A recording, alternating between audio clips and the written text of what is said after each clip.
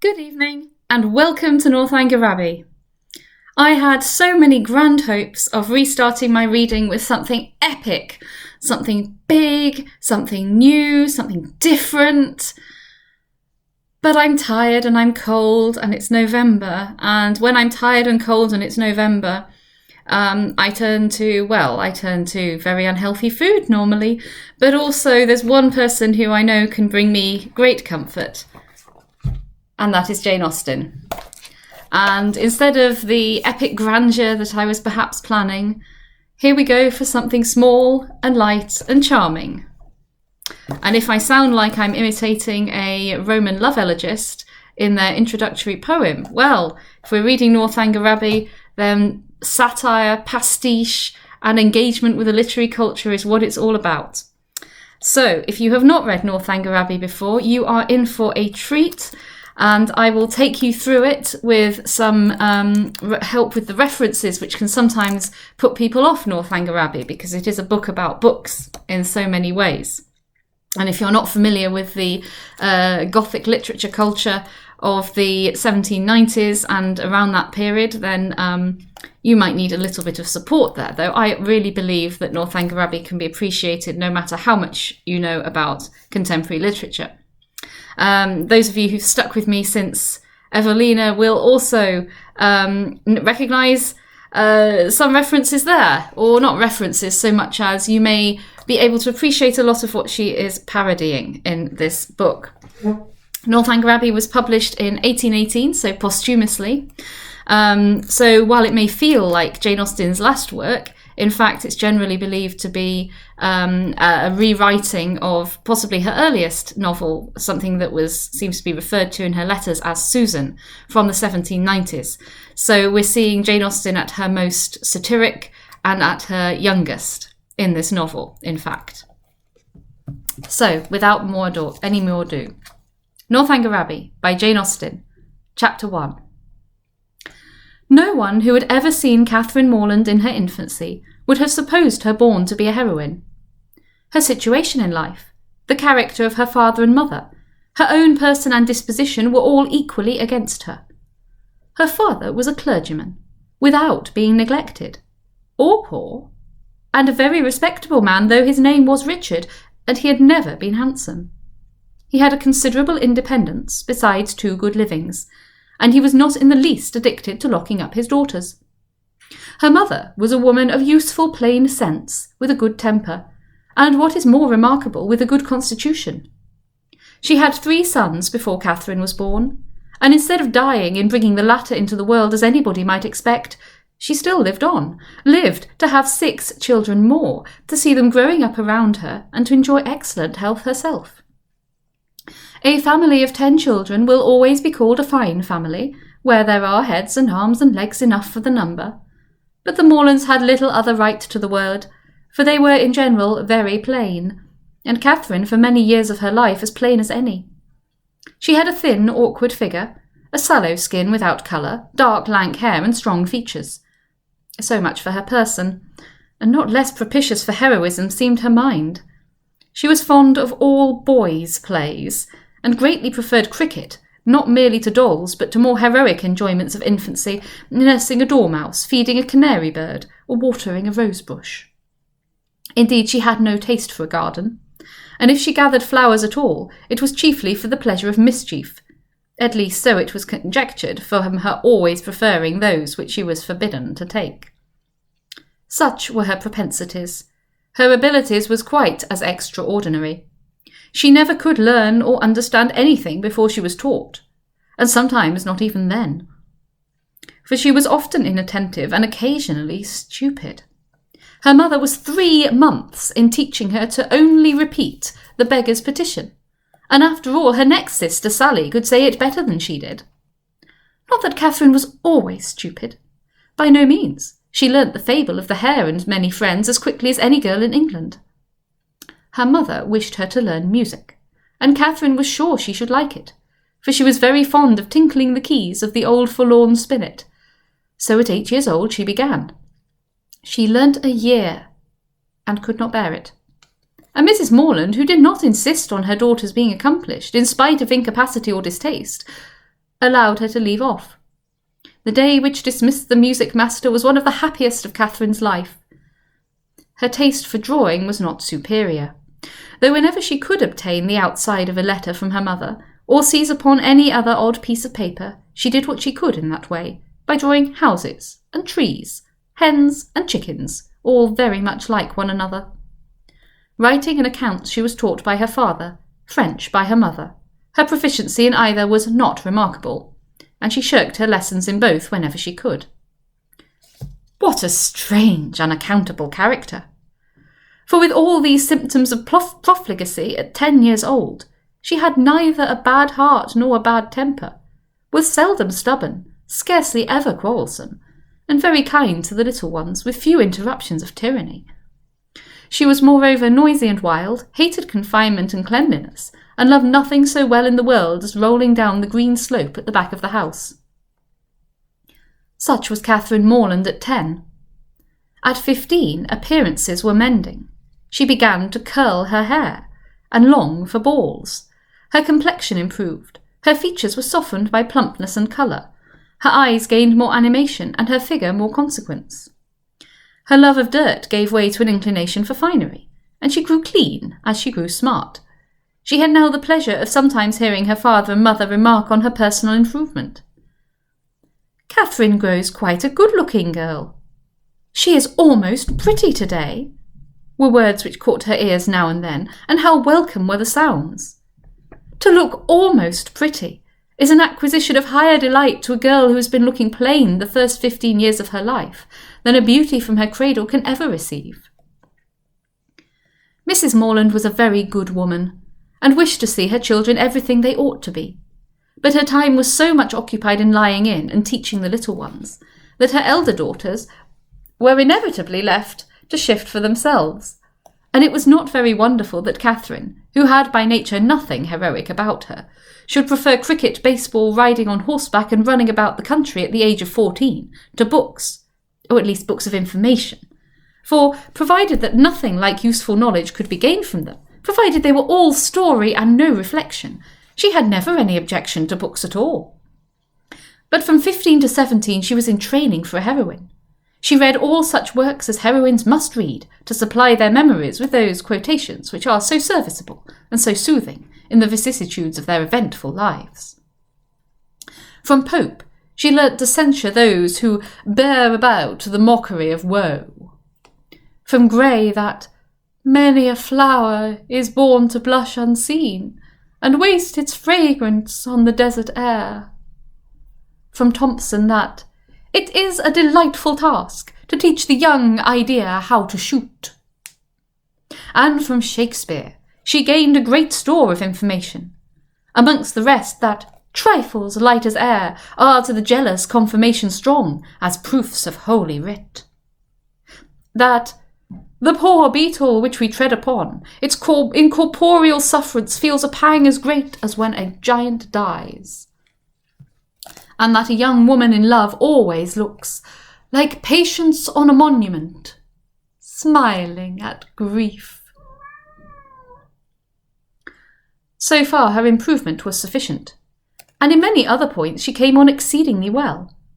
For though she could not write sonnets, she brought herself to read them, and though there seemed no chance of her throwing a whole party into raptures by a prelude on the pianoforte of her own composition, she could listen to other people's performances with very little fatigue. Her greatest deficiency was in the pencil. She had no notion of drawing, not enough even to attempt a sketch of her lover's profile, that she might be detected in the design. There she fell miserably short of the true heroic height. At present she did not know her own poverty, for she had no lover to portray.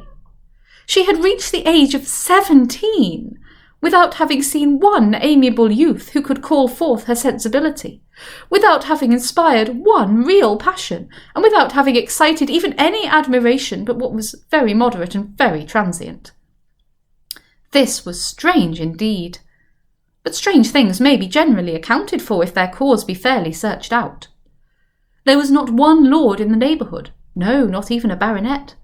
There was not one family among their acquaintance who had reared and supported a boy accidentally found at their door, not one young man whose origin was unknown. Her father had no ward, and the squire of the parish no children. But when a young lady is to be a heroine, the perverseness of 40 surrounding families cannot prevent her. Something must and will happen to throw a hero in her way. Mr. Allen, who owned the chief of the property about Fullerton, the village in Wiltshire where the Morlands lived, was ordered to Bath for the benefit of a gouty constitution. And his lady, a good-humoured woman, fond of Miss Morland, and probably aware that if adventures will not befall a young lady in her own village, she must seek them abroad, invited her to go with them. Mr. and Mrs. Morland were all compliance, and Catherine all happiness. Chapter 2.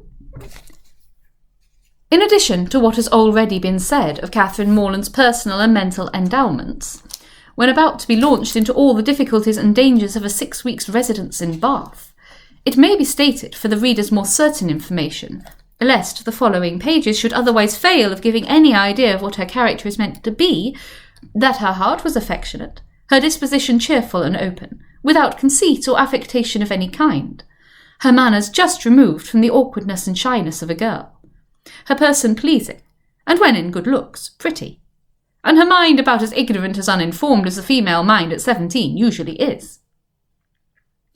When the hour of departure drew near, the maternal anxiety of Mrs. Morland will be naturally supposed to be most severe. 1,000 alarming presentiments of evil to her beloved Catherine for this terrific separation must oppress her heart with sadness and drown her in tears for the last day or two of their being together. And advice of the most important and applicable nature must of course flow from her wise lips in their parting conference in her closet.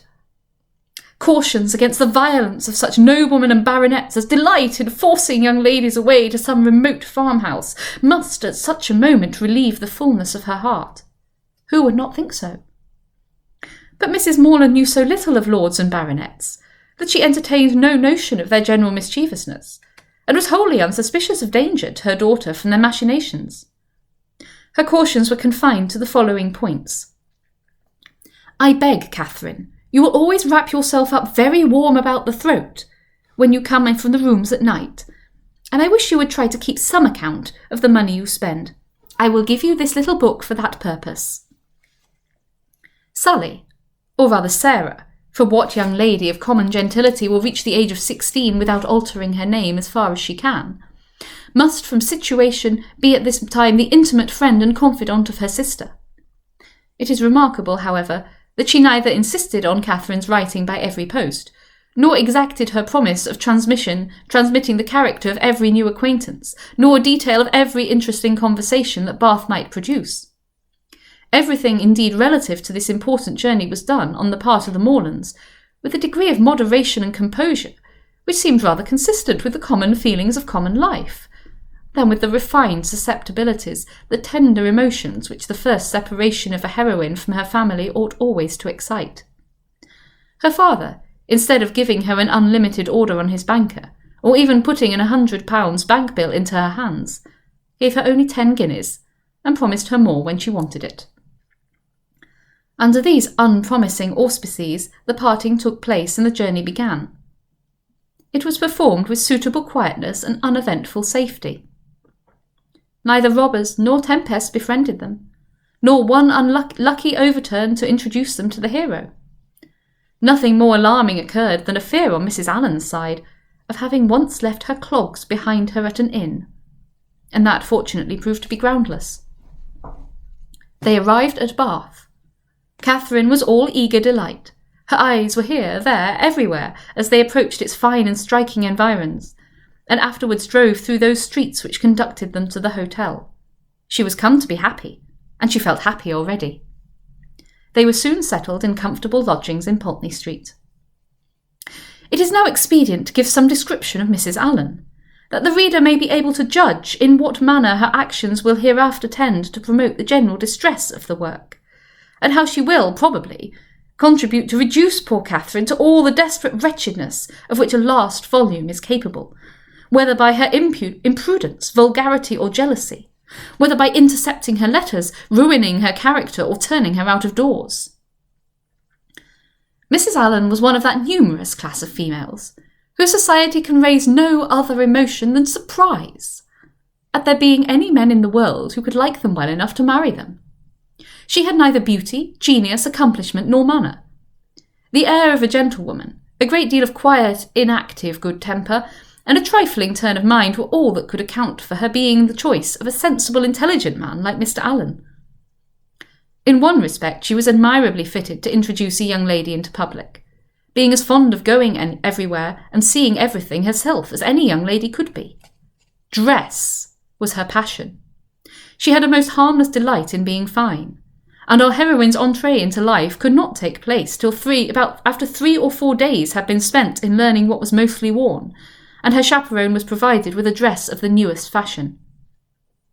Catherine, too, made some purchases herself, and when all these matters were arranged, the important evening came which was to usher her into the upper rooms. Her hair was cut and dressed by the best hand, her clothes put on with care, and both Mrs. Allen and her maid declared she looked quite as she should do. With such encouragement, Catherine hoped to at least pass uncensured through the crowd. As for admiration, it was always very welcome when it came, but she did not depend on it. Mrs. Allen was so long in dressing that they did not enter the ballroom till late. The season was full, the room crowded, and the 2 ladies squeezed in as well as they could. As for Mr. Allen, he repaired directly to the card-room and left them to enjoy a mob by themselves. With more care for the safety of her new gown than for the comfort of her protégée, Mrs. Allen made her way through the throng of men by the door as swiftly as the necessary caution would allow. Catherine, however, kept close at her side and linked her arm too firmly within her friend's to be torn asunder by any common effort of a struggling assembly. But to her utter amazement, she found that to proceed along the room was by no means the way to disengage themselves from the crowd. It seemed rather to increase as they went on, whereas she had imagined that when once fairly within the door, they should easily find seats and be able to watch the dances with perfect convenience. But this was far from being the case, and though by unwearied diligence they gained even the top of the room, their situation was just the same. They saw nothing of the dancers but the high feathers of some of the ladies. Still they moved on. Something better was yet in view, and by a continued exertion of strength and ingenuity they found themselves at last in the passage behind the highest bench. Here there was something less of crowd than below, and hence Miss Morland had a comprehensive view of all the company beneath her, and of all the dangers of her late passage through them. It was a splendid sight, and she began, for the first time that evening, to feel herself at a ball. She longed to dance, but she had not an acquaintance in the room. Mrs. Allen did all that she could do in such a case by saying very placidly every now and then, "I wish you could dance, my dear. I wish you could get a partner." For some time her young friend felt obliged to her for these wishes, but they were repeated so often and proved so totally ineffectual that Catherine grew tired at last and would thank her no more. They were not long able, however, to enjoy the repose of the eminence they had so laboriously gained. Everybody was shortly in motion for tea, and they must squeeze out like the rest. Catherine began to feel something of disappointment. She was tired of being continually pressed against by people, the generality of whose faces possessed nothing to interest, and with all of whom she was so wholly unacquainted that she could not relieve the irksomeness of imprisonment by the exchange of a syllable with any of her fellow captives.